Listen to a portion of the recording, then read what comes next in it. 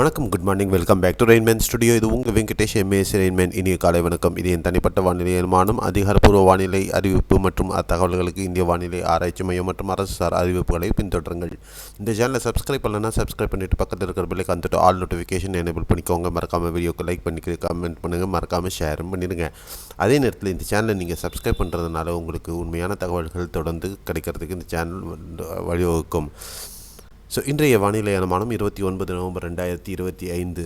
Cyclonic circulation புயல் Ditwah புயல் இலங்கை கிளிநொச்சி பகுதிகளை தாண்டி கடல் பகுதிகளுக்குள்ளாக வர இருக்கிறது. அடுத்த ஓரிரு மணி நேரத்திற்கு இது முழுவதுமாக வருவதற்கான வாய்ப்புகள் இருக்குது. இப்போது இதனுடைய ஆஃப் சர்க்குலேஷன், அதாவது ஒரு முழு சுழற்சியில் பாதி சுழற்சி கடல் பகுதிகள்லையும் மிச்சமில்ல சுழற்சி கிளிநொச்சி பகுதிகள் ஒட்டின பகுதிகள்லையும் நிலவிட்டுருக்கு. இது வரக்கூடிய மணிக்கூறுகளில் முழுவதுமாக கடல் பகுதிகள் வரும். மேலும் இது வடக்கு திசையில் நகர்ந்து டெல்டா பகுதிகளுக்கு பேரலாக வருவதற்கு வாய்ப்புகள் இருக்கும். ஸோ இப்போ இந்த இதில் பார்த்தீங்கன்னா, கரண்ட்டில் பார்த்தீங்கன்னா இந்த டிட்வா புயல் எங்கே இருக்குது அப்படிங்கிறது உங்களுக்கு கிளியராக தெரியும். இந்த எல்லோ மார்க் போன இடத்துல தான் இப்போ எக்ஸாக்டாக அந்த சரணமானது நிலவிட்டுருக்கு. இது மேலும் வட திசையில் நகர்ந்து வடமேற்கு திசை மாதிரி நகர்ந்து வரும். இதில் ரெண்டு சினாரியோ. ஒரு சினாரியோ பழைய சினாரியோ பொறுத்தவரையிலும் பாண்டிச்சேரிக்கு கிட்ட வந்து நகரும், உட்புற தமிழகத்தை வட தமிழகத்தை நோக்கி செல்லும் அப்படின்னு இருந்த அந்த அமைப்பு சற்று மாறுதல்களுக்கு உட்பட்டு சென்னைக்கு பேரலாக போகும் அப்படின்ற மாதிரியான கடைசியான ஒரு இது வந்து இப்போதைக்கு வந்திருக்கு. இதில் என்ன சேஞ்சஸ் வரும் அப்படிங்கிறது நிகழ்நேரத்தில் மட்டும்தான் நமக்கு தெரியும். ஏன் அப்படின்னா, கடந்த 36 மணி நேரமாக இது உட்புற இலங்கை பகுதிகளில் நிலப்பகுதிகளை நோக்கி நகர்ந்து வந்து வலுவிழக்காமல் இருக்குது. ஆனால் அதே நேரத்தில் இதுக்கு தென்கிழக்கு திசையிலிருந்து வரக்கூடிய வறண்ட காற்றினுடைய தாக்கம் காரணமாக இது மேலும் வலுப்பெறுமா அப்படின்ற சந்தேகங்களும் நிலவிட்டு இருந்தது. இது நீரிணை பகுதிகளில் வந்ததுக்கு அப்புறமா ஏற்படக்கூடிய மாய்ஸ்சர் சப்போர்ட் மற்றும் கடல் நீருக்கு வந்ததுக்கப்புறம் அதோடைய ப்ரெஷர் வந்து ட்ராப் ஆகாமல் சஸ்டெயின் பண்ணும் அப்படிங்கிற ஒரு எதிர்பார்ப்பு இருக்குது. ஸோ இதனால் வந்து பார்த்திங்கன்னா அடுத்த 24 மணி நேரத்திற்கு அந்த தித்வா புயலினுடைய தாக்கத்தை அதை மெயின்டைன் பண்ணும் அப்படின்ற எதிர்பார்ப்பும் இருக்குது. ஆனால் அதே நேரத்தில் அது வட தமிழகத்தை ஒட்டி வரும் பொழுது ஏற்படக்கூடிய காற்றின் முறிவு மேலும் இதை பலவீனப்படுத்தும் அப்படின்ற எதிர்பார்ப்பு இருக்குது. ஸோ கண்டிப்பாக இது வந்து ஒரு புயலிலிருந்து வலுவிழந்து டீப் டிப்ரெஷனாக இன்று இரவு அல்லது நாளை காலையில் வலுவிழந்து வட தமிழகத்தை கிட்ட வரும். அதுக்கப்புறமா இதனுடைய நகர்வு எப்படி இருக்க போகிறது அப்படிங்கிறத இன்று மாலை நமக்கு ஒரு கிளியர் பிக்சர் கிடைக்கும் அப்படின்னு எதிர்பார்க்கலாம். இது பாண்டிச்சேரியை கடந்து செல்கிறதா அல்லது சென்னைக்கு இணையாக செல்கிறதா அப்படிங்கிறது தான் நம்ம பார்க்கணும். இதில் ஒரு இது எப்படின்னா, இன்கேஸ் பாண்டிச்சேரிக்குள்ளே நகர்ந்து உட்புற தமிழகத்தை நோக்கி வட தமிழகத்தை நோக்கி செல்லுமே ஆனால் சென்னைக்கு மழை கம்மியாக இருக்கும். உட்புற தமிழகத்தில் பெரிய மழை இருக்கிறதுக்கும் ஆந்திராவில் கனமழை இருப்பதற்கும் வாய்ப்பு இருக்கும். இதுவே இந்த சரணமானது சென்னைக்கு பேரலாக போகும் பட்சத்தில் சென்னைக்கும் கனமழை கிடைக்கிறதுக்கு வாய்ப்பு இருக்குது. ஆனால் இது அடுத்த 24 மணி நேரத்திற்கு சென்னை மற்றும் புறநகர் பகுதிகளிலையும் கனமழை கொடுக்கறதுக்கான வாய்ப்புகளும் அதிகமாக தான் இருக்குது. ஸோ அதே நேரத்தில் டெல்டா பகுதிகள் மிக மிக ஜாக்கிரதையாக இருக்க வேண்டிய அவசியம் இருக்கும். இந்த சேட்டலைட் புகைப்படத்தை பார்த்தீங்கன்னா உங்களுக்கு இன்னும் கிளியராக தெரியும். வட தமிழகத்தில் குறிப்பாக சென்னையிலிருந்து கீழே டெல்டா பகுதிகள் வரையிலும் மலைமேகங்கள் அடர்த்தியாக இருப்பதை நம்ம பார்க்க முடியுது. உட்புற தமிழகத்திலையும் நெல்லை, விருதுநகர், மதுரை மாவட்டங்கள்லேயும் நல்ல மழை பதிவாகி வருகிறது. டெல்டா மாவட்டங்கள்லேயும் கனமழை பதிவாகி வருகிறது. அது பேஸ் பண்ணி கடந்த 24 மணி நேரத்தில் நாகை மாவட்டத்தில் தோப்புத்துறையில் 162.8 மில்லிமீட்டர் தொடர்ந்து கனமழை பதிவாகி வருகிறது. நாகப்பட்டினம் மாவட்டம் பெரும்பாலான பகுதிகளில் கனமழை இருக்கிறது. அதே நேரத்தில் நலுவேத்தப்பட்டியில் 138 millimetre, Kodiyakkarai 124.8 millimetre, Velankanni 110 millimetre, Poigai Nallur தெற்கு 83.20 அப்படிங்கிற மாதிரியும், ராமநாதபுரத்தில் சிட்டுவாடி 79.6 மில்லிமீட்டர் அண்டு நாகையில் தான் பெரிய லிஸ்ட்டே போயிட்டுருக்கு. ராமநாதபுரத்தில் பாம்பன் 65.2 மில்லிமீட்டர் மழையும், சித்திரக்கோட்டை ராமநாதபுரத்தில் 62 மில்லிமீட்டர், முலக்கரை பகுதி 59.60 மில்லிமீட்டர் மழை அது மாதிரி பதிவாகி இருக்கிறது. அதே நேரத்தில் சிவகங்கை மாவட்டத்திலையும் செலுகை 41.6 மில்லிமீட்டர். ஸோ டெல்டா மாவட்டங்களில் பெரும்பாலான பகுதிகளிலையும் தென் மாவட்டங்களிலும் பரவலாக இந்த கனமழை நீடிப்பதற்கு வாய்ப்புகள் இருக்கும். எங்கெங்கே அப்படிங்கிறது தான் அடுத்து நம்ம பார்க்க போகிறோம். அதுக்கு முன்னாடி ரேடார் படத்தை நம்ம பார்த்துடலாம்.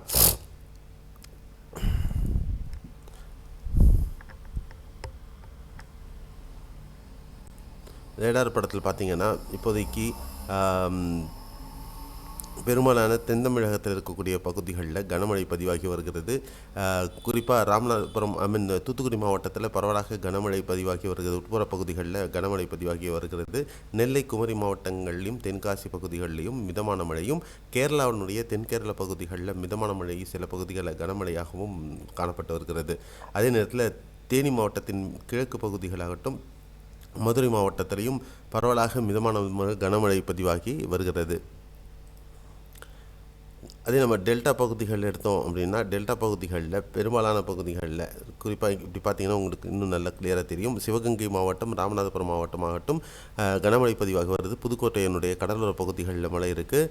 அதே நேரத்தில் டெல்டா மாவட்டங்களில் பரவலாக கனமழை இருப்பதை பார்க்க முடிகிறது.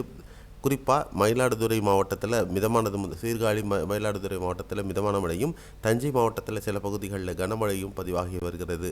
காரைக்கால் பகுதி குறிப்பாக மயிலாடுதுறையினுடைய கடலோர பகுதிகள், காரைக்கால் மற்றும் நாகை டவுன் பகுதிகளில் அடுத்த ஓரிரு மணிக்கூர்களில் பலத்த மழைக்கு வாய்ப்பு இருக்கும். அதே நேரத்தில் கடலோர பகுதிகள் நாகை முதல் வேதாரண்யம் வரலும் இருக்கக்கூடிய கடலோர பகுதிகளிலையும் கனமழை தொடரும். அவ்வப்போது சில பகுதிகளில் பலத்த மழை பதிவாகும். இந்த மழை மேகங்கள் அப்படியே திருவாரூர் மாவட்டத்திலையும் கீழே புதுக்கோட்டையினுடைய கடலோர பகுதிகளுக்கும் செல்லும். புதுக்கோட்டை மாவட்டத்தில் இப்போதைக்கு மிதமான மழை பதிவாகி வருகிறது.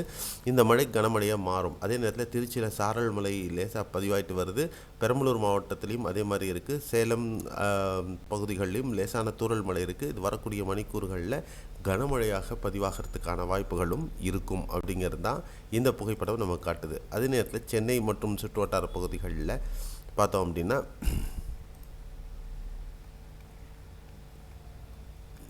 இப்போதைக்கு பார்த்திங்கன்னா சென்னையில் இருக்கக்கூடிய பெரும்பாலான பகுதிகளில் நார்த் ஈஸ்ட்லேருந்து சவுத் வெஸ்ட், அதாவது வடகிழக்கிலேருந்து தென்மேற்கு பகுதிகளை நோக்கி மழை மேகங்கள் சென்று கொண்டிருக்கின்றன. அவ்வப்போது மழை இடைவெளியுடன் சென்னை மற்றும் புறநகர் பகுதிகளில் இருக்கும். மாலை இரவு நேரம் வரும்பொழுது இது கனமழையாக இருப்பதற்கு வாய்ப்பு இருக்கும். அதே மாதிரி தெற்கு ஆந்திர பகுதிகளிலையும் மழை மேகங்கள் சென்று கொண்டிருக்கின்றன. அங்கும் கனமழை பதிவாகி வருவதை நம்மளால் பார்க்க முடிகிறது. அதே நேரத்தில் லாங் ரேடாரில் பார்த்திங்கன்னா உங்களுக்கு இன்னும் க்ளீனாக தெரியும். கனமழை மேகங்கள் நாகையிலிருந்து கீழே நாகப்பட்டினம் வரலையும் இருக்குது. அதே நேரத்தில் உட்புற மாவட்டங்கள்லையும் அரியலூர், பெரம்பலூர் மாவட்டத்தின் கிழக்கு பகுதிகளிலையும் திருவாரூர் மாவட்டத்திலையும் பரவலாக கனமழை மேகங்கள் இருக்கிறத நம்மளால் பார்க்க முடிகிறது. ஸோ இந்த பகுதிகளெல்லாம் கனமழை தொடர்வதற்கு சாத்தியக்கூறுகள் இருக்கின்றன. விழிப்புணர்வுடன் இருக்க வேண்டிய பகுதிகள் எவை அப்படிங்கிறத நம்ம பார்க்க போகிறோம். அடுத்த 24 மணி நேரத்தில் கூகுள் வெதர் நெக்ஸ்டுடைய பர்சிப்டேஷன் சார்ட் பொறுத்தவரையிலும் டெல்டா மற்றும் தென் தமிழகத்தில் ராமநாதபுரம், ராமேஸ்வரம் பகுதிகள் மிக விழிப்புணர்வுடன் இருக்க வேண்டிய காலகட்டம். இங்கெல்லாம் பலத்த மழைக்கு பதிவாகிறதுக்கான வாய்ப்புகள் இருக்கின்றன. இனிஷியல் வெதர் ஃபோர்காஸ்ட் பொறுத்தவரையிலும் சென்னை மற்றும் புறநகர் பகுதிகளில் 150 முதல் 200 மில்லிமீட்டர் வரலுமான மழையை எதிர்பார்க்கிறது. இது கூடுதலாக இருப்பதற்கு வாய்ப்புகள் இருக்குமா அப்படிங்கிறத வரக்கூடிய மணிக்கூறுகள் தான் நமக்கு சொல்லும். இந்த நகர்வுகளை பேஸ் பண்ணி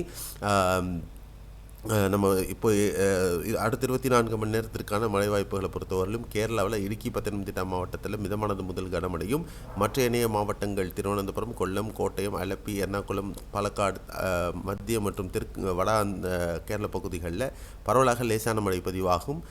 கர்நாடகாவில் கோலார், சிக்பலாப்பூர், பெங்களூரு, தும்கூர், ராம்நகரா, மாண்டியா, மைசூர், சாமராஜநகர் பகுதிகளில் மிதமானது முதல் கனமழையும், மற்ற மாவட்டங்களில் லேசான மழையும் இருப்பதற்கு வாய்ப்பு இருக்குது. ஆந்திரா பொறுத்தவரையிலும் திருப்பதி, நெல்லூர், காவாலி, அன்னமய்யா, சித்தூர் மாவட்டங்களில் பரவலாக கனமழை, சில பகுதிகளில் பலத்த மழை இருக்கும். பிரகாசம், நந்தியால், வைஎஸ்ஆர், அனந்த்பூர், கர்னூல், சத்யசாய் மாவட்டங்களில் மிதமானது முதல் கனமழையாகவும் இருக்கும். மற்ற ஏனைய பகுதிகளில் லேசான மழைக்கான வாய்ப்புகள் இருக்கும். சென்னைக்கு ரெட் அலர்ட், தமிழகத்தில் ரெட் அலர்ட் எங்கெல்லாம் இருக்குது அப்படிங்கிறத பார்க்கலாம். செங்கல்பட்டு மாவட்டத்தின் கடலோர பகுதிகள், மகாபலிபுரத்திலிருந்து அப்படி கீழே விழுப்புரம் மாவட்டத்தின் கடலோர பகுதிகளாகட்டும், பாண்டிச்சேரி, கடலூர், மயிலாடுதுறை, நாகை, சீர்காழி, திருவாரூர், அரியலூர், பெரம்பலூர், திருச்சி, கரூர், திண்டுக்கல் மாவட்டத்தில் மத்திய மற்றும் கிழக்கு பகுதிகளாகட்டும், புதுக்கோட்டை, சிவகங்கை, ராமநாதபுரம், மதுரையின் கிழக்கு பகுதிகள், இந்த பகுதிகள், ராமேஸ்வரம், இந்த பகுதிகளெல்லாம் பலத்த மழை, மிக பலத்த மழை இருக்கிறதுக்கு வாய்ப்பு. வித் காற்றினுடைய தாக்கமும் பலமான காற்று தாக்கமும் 35 முதல் 55 கிலோமீட்டர் வரலையும் தரை காற்று அவ்வப்போது வீசுவதற்கான வாய்ப்புகளும் இருக்கும். நாகை மாவட்டத்தின் கடைக்கோடி பகுதிகளில் கனமழை முதல் மிக கனமழை சில பகுதிகளில் இருக்கவும், புதுக்கோட்டை மாவட்டத்தில் கடலோர பகுதிகளில் சில பகுதிகளில் கனமழை இருக்கும் வாய்ப்பு. தூத்துக்குடி, விருதுநகர், மதுரை, திண்டுக்கல்லின் பெரும்பாலான பகுதிகள் கனமழை தொடரும்.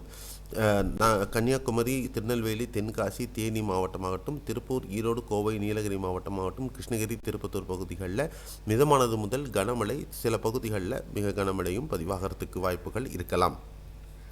சென்னை, திருவள்ளூர், காஞ்சிபுரம், செங்கல்பட்டு, ராணிப்பேட்டை, வேலூர், திருவண்ணாமலை, விழுப்புரம், கள்ளக்குறிச்சி, தருமபுரி, சேலம், நாமக்கல் பகுதிகளில் கனமழை பதிவாகிறதுக்கு வாய்ப்பு. சில கடலோர மாவட்டங்கள், சென்னை, திருவள்ளூர், காஞ்சிபுரம், செங்கல்பட்டு சில கடலோர மாவட்டங்களில் பலத்த மழை இருப்பதற்கான வாய்ப்புகளும் இருக்கும். அடுத்த 24 மணி நேரத்தில் இந்த வடகடலோர பகுதிகள் கேடிசிசி, சென்னை, காஞ்சிபுரம், செங்கல்பட்டு மற்றும் உட்புற மாவட்டங்களில் கிட்டத்தட்ட நம்ம ஒரு 100லேருந்து 120 மில்லிமீட்டர் வரலும் கூட நம்ம மழையை இந்த பகுதிகளில் பார்க்கறதுக்கு வாய்ப்புகள் இருக்கும்.